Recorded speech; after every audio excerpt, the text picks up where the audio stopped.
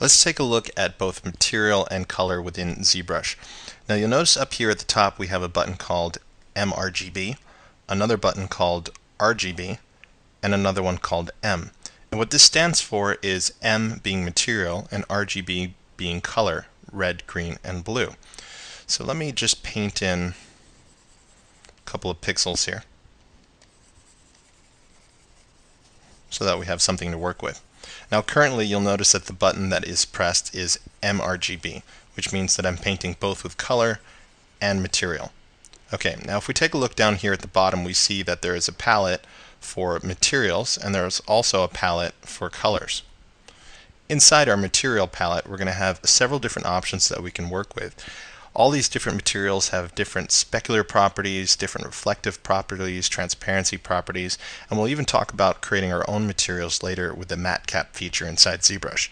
But for right now, I'm just going to go ahead and select a material like this chrome material, and then I'll paint onto my surface here.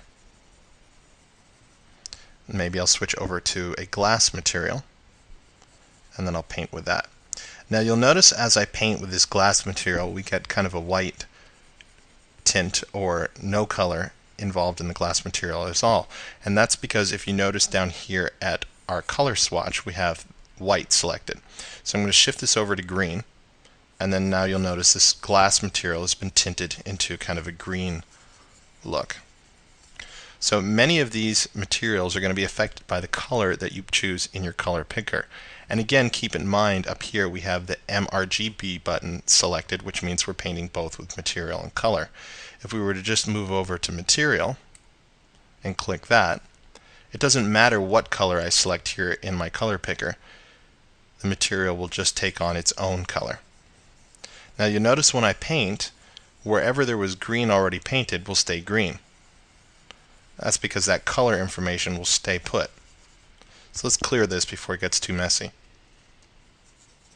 Okay, so now we don't have any color information in our scene, and as I paint with this material, all we're getting is the reflective and transparency and the translucency and the specular properties of this material. We're not getting any color involved at all. Now if I turn off material and just turn on RGB and switch my color maybe over to a blue, you notice that now we're painting blue onto the material we've already worked with. Now as I'm doing this, you're noticing that the pixels that I've already laid down are being deformed. They're getting sculpted. Let's say you just want to paint on something that you've worked with, but you don't want to deform it. That's where this Z add and Z sub come into play. If you turn off Z add by clicking on it, then you're only working with RGB here with this button depressed, which means I can now paint over those pixels without deforming them. If I turn on material and then switch my material to a glass shader, I can then change the shading properties, the material properties of those pixels without deforming them. So you can see by turning off Z add and only working with mRGB, RGB, or M, you can mix between painting materials, painting just colors, or actually deforming the model as you click Z add and then cause elevation to your pixels. So again, I'll clear that one more time.